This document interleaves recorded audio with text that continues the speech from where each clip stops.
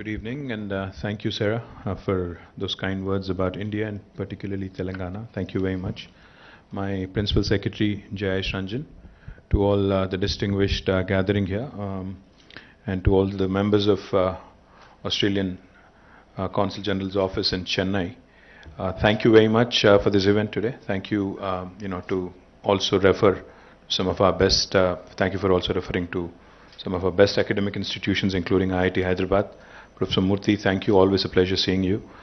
Sarah, before I talk about trade, commerce, I think we should talk about cricket as well. We've been doing rather well.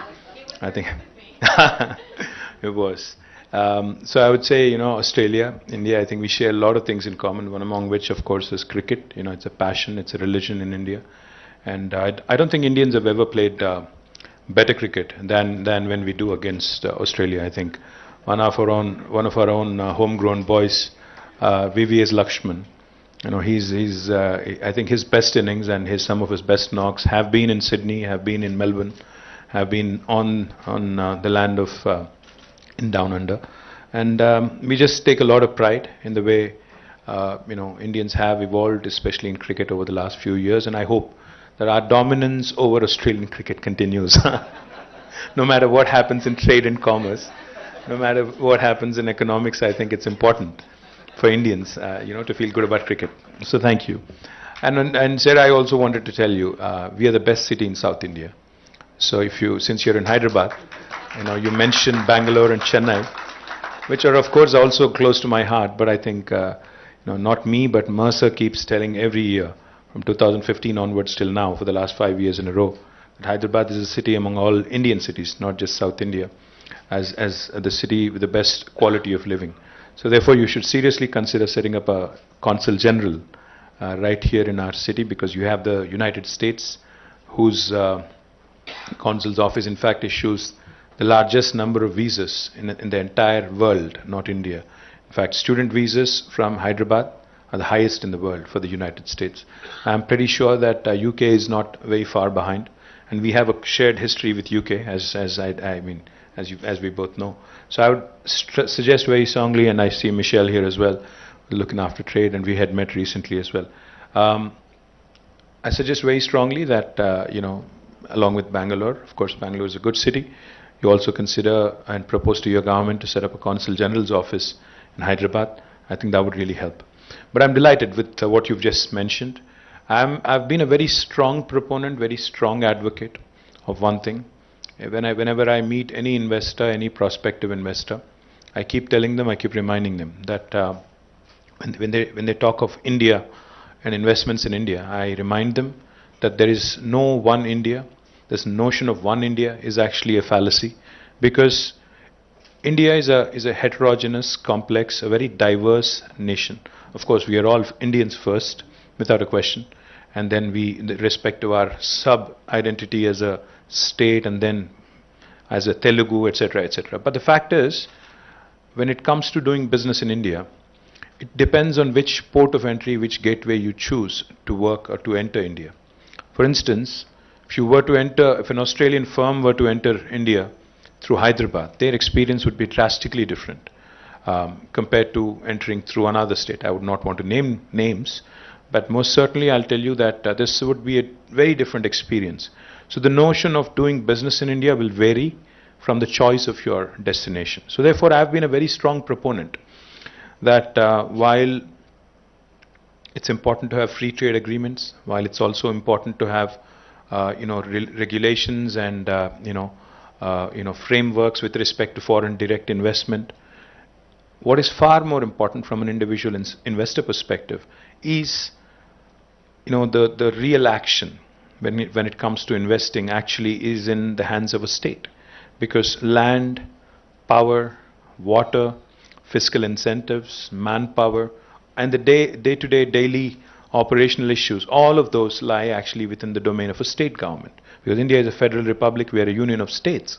So therefore, my humble appeal to the Australian government through you, and Australian investor community through you again, is that you need to engage bilaterally, directly with the states. While it's important to be engaged at New Delhi's level, but what's equally important is to actually engage directly, bilaterally with various states. because each state has its own strengths. For example, the last state of Telangana has chosen 14 areas as thrust areas for inviting investment. My sister state, Andhra Pradesh, which also falls under you, has a huge coastline, which I do not have, which the state of Telangana does not have. So therefore, our strengths are complementary. We need to figure out who to work with on which front. So that sort of a combination, that sort of a positioning is equally important to understand. More importantly, I'm happy to learn that Telangana has been identified by the Australian government as one of the featured states in this report that you've just shared with us, as an investor-friendly state with which Australian companies can actually do business. When we launched our industrial policy back in 2014, we had kept in mind the apprehensions of international investor community that typically are about investing in a country like India. India is one of the biggest concerns about investing in India. I'm saying this with Jayesh Ranjan right in front of me, is the proverbial bureaucratic red tape which kind of has bothered, and Jayesh is of course very different, trust me. I've worked with him long enough. I think if every bureaucrat in India was like Jayesh, it would have been a very different India. I mean, that's a different story, but the proverbial red tape that everybody frets about when it comes to doing business in India is something that we had in mind, and that is something that we wanted to address with this policy. So the industrial policy that we brought in 2014 confers upon the investor a right to self-certify, which no state in India will actually offer you. An investor can actually self-certify themselves and as being in compliance with the law of the land, stating explicitly that they will abide and they will basically follow whatever law is that is laid out for an investor into the country and into the state. We are the first state in the country to have introduced this system, meaning that when a company lands, and an Australian company lands in Hyderabad or in Telangana, you can start the construction of your factory on day one without any clearance from the government. You can self-certify and you can start construction on day one. Even in the most well-governed states in India, typically this process of clearances, this process of approvals takes anywhere between 1 to 3 months. In Telangana, we've made it 0. There is no lag time. You can start on day one. Not only does it save on time and cost, it also guarantees a hassle-free experience of working autonomously and anonymously in this state. Only for regulatory purposes, of course, we ask that the investor file an application online outlining the details of their project. The online system takes care of all the departments that are involved in issuing permissions, so that the investor is not required to physically visit or meet anyone. Before the commencement of commercial operations, our TSI Pass law guarantees that all permissions will be given in a maximum of 15 days. If, due to any eventuality, we are unable to meet the 15-day window, the law also has a provision of deemed approval. So it's an approval by default. So no individual can actually hold on to any clearance without any possible solid explanation. What this does is essentially it takes out the individual from the decision-making process. It institutionalizes that process, I think, which is extremely important. It takes out a person from that process and creates a process which kind of supersedes a person or an individual.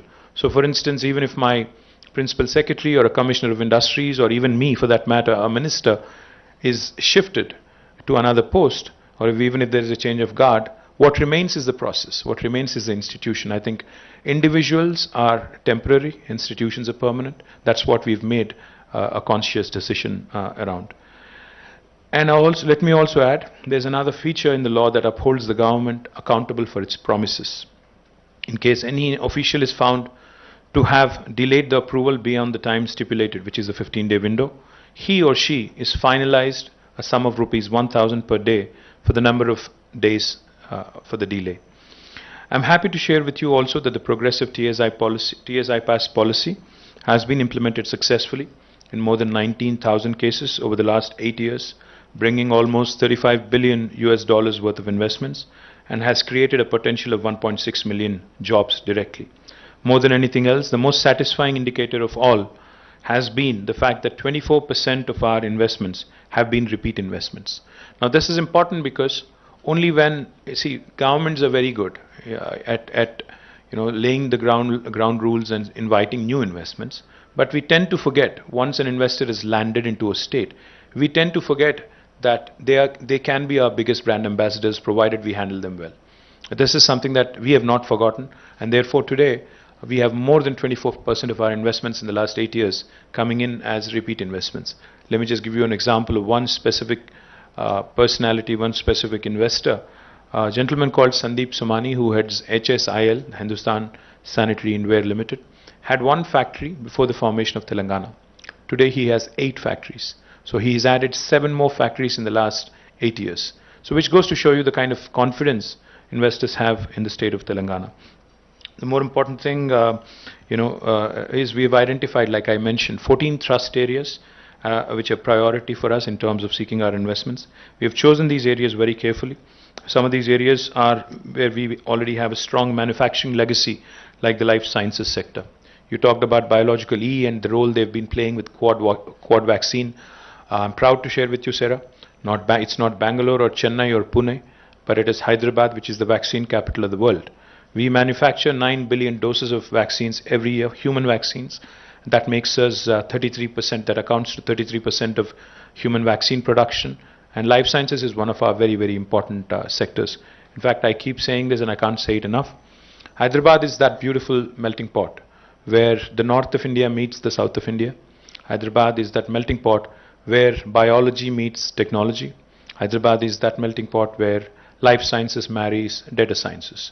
So this is brilliant because I think the possibilities of these intersections are something truly where you're only limited by your imagination. So therefore, I think this is the right time basically to look at life sciences and emerging healthcare technologies and innovation that's happening in these areas. There are other areas, of course, like food processing, textiles, which can be large employment generators, especially in rural areas. And in fact, we think on scale. When we launched the textile park in Warangal, Kakatiya Mega Textile Park, it was and it still is India's largest textile park in about 1,300 acres. It's important to think on scale because unless you do that, you cannot compete with large manufacturing nations like China or the United States. The economies of scale that our manufacturers are wanting can only be augmented with good free trade agreements, of course. The export potential can be harnessed by way of achieving these on scale. India, there's no dearth of talented work resources, human resources. But most certainly what we could use is industrial parks on scale. We are on the verge of launching the world's largest pharma cluster called as Hyderabad Pharma City in about 19,000 acres. You also mentioned medical devices. Now we are also home to the country's largest, India's largest medical devices park in about 300 acres where we have 50 plus enterprises working out of. And we are also looking at newer areas, newer opportunities such as electronics, electric vehicles.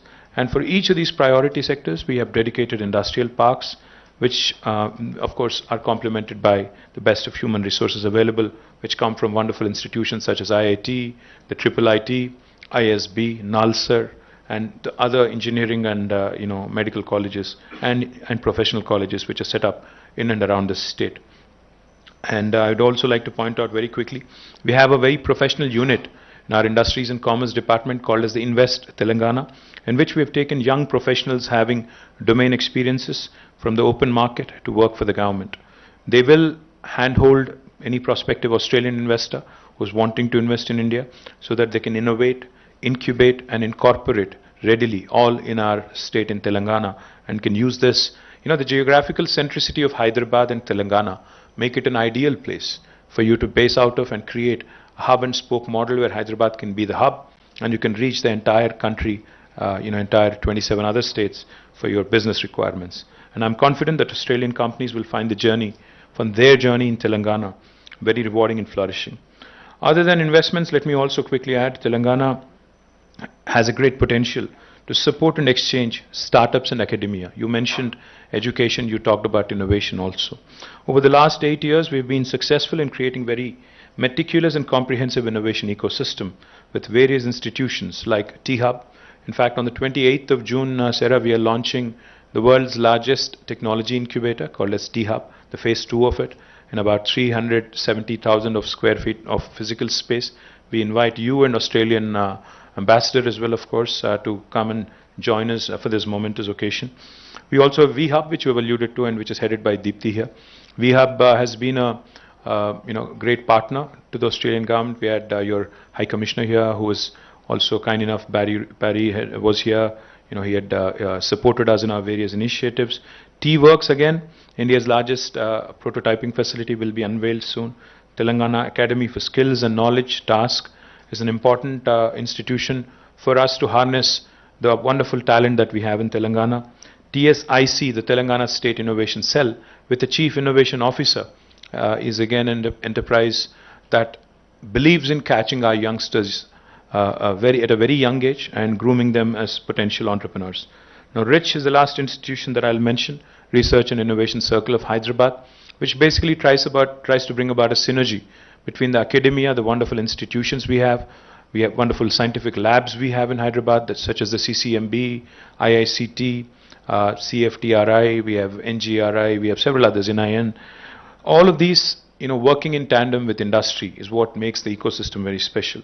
Many young entrepreneurs have received incubation and acceleration support through these institutions, and today they're already, they're ready to deploy products and solutions that can work in Australia quite well as well. Innovation has to be a two-way street. We have to have young innovators from India exploring down under in Australia, and vice versa. We want Australian innovators and youngsters to come to India to explore the large Indian market, and we can facilitate that through the gateway of Telangana. At the same time, like I said, we would love to see more and more collaboration between Australian institutions, academic institutions, and Indian Telangana's brilliant educational institutions. We're working on certain plans to set up a world-class life sciences university. In fact, the last 10 days I was in UK, and I was also in Davos at the World Economic Forum. We've had the privilege of interacting with academicians and top-notch research scholars both at Oxford and King's College in London. In fact, King's College has come forward and they have entered into a memorandum of understanding with us on the Life Sciences University. We already work with Cranfield University of United Kingdom on the aviation ecosystem. So we are always looking for partners who can potentially come forward, partner with the local government here, and establish a truly world-class institution which can offer more and more opportunities to our youngsters. So we look forward again to identify suitable partners from Australia. We've had a preliminary discussion when we were here about 15 days ago with Michelle and a few of your other colleagues who are here from Australia. And I'm once again, of course, looking forward to more and more collaboration on the education front. We are delighted once again, and we thank you. I thank you on behalf of my government for having identified Telangana as a prospective and a state with good potential to do business in India. I would request, of course, you to consider organizing some more webinars for our entrepreneurs, because I see FITAPSI and others among the gathering here. I would request you to work with our team here, our entrepreneurial ecosystem here, to organize more of these events so that they familiarize themselves with the various opportunities in Australia, and look forward to more road shows as well, so that we can actually have our entrepreneurs talk and interact directly with their Australian counterparts. Thank you once again for visiting Hyderabad, but I would rather have you stationed here and open a consul's office. Thank you. Jai Telangana, Jai Hind.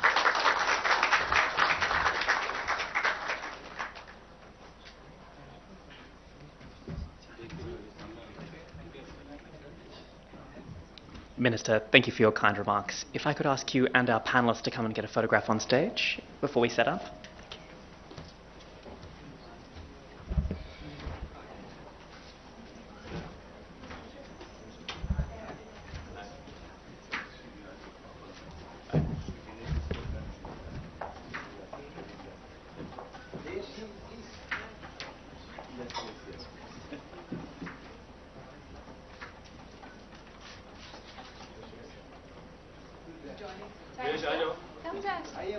Don't play hard to get.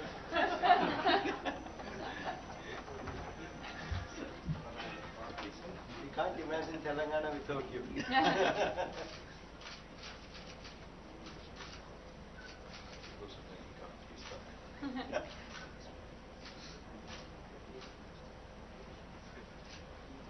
So you have to seriously consider